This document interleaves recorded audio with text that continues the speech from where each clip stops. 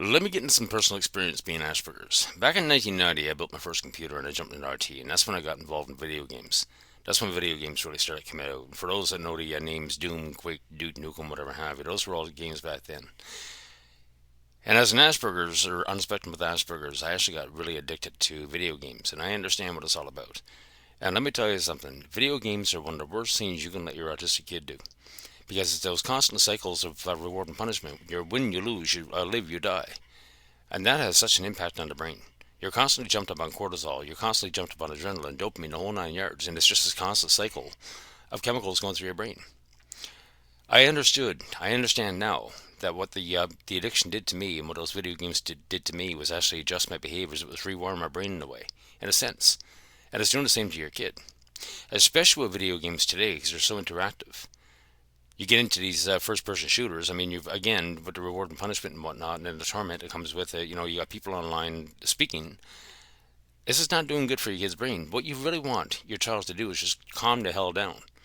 You know, there's so much excitement. They're always jumped up on video games. They're always jumped up on all these chemicals in the brain. It's affecting their whole life, and they can't calm down. And then you're wondering why the child is stimming out. You're wondering why they're beating their head against the wall. What you want overall is calm, and that's what I learned to be was calm. It doesn't mean I can't get up and be an asshole once in a while. It doesn't mean I can't get excited, but overall, I learned to be calm. Calm, there's no emotions when it comes to calm. And emotions are what drive your behaviors. So start focusing on calm instead. Start getting rid of all the excitement and see if it makes a difference. I've known children that were up 2, 3, 4 o'clock in the morning playing video games. The parents don't know.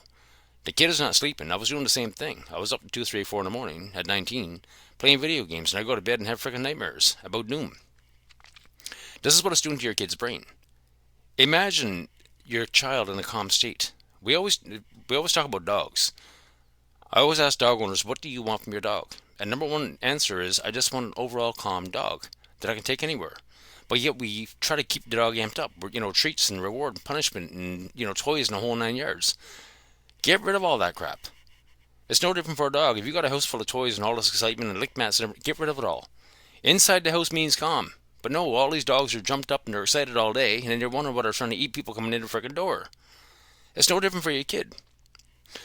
I had to swear off video games. I gamed for about a year, and I realized it was doing some serious impact on my behaviors and the way I treated people because I was constantly flooded with chemicals, and I always had a craving to get back to the game, so I had to get rid of them. I had to swear off of it, and I managed to stay away from video games for about 10 years.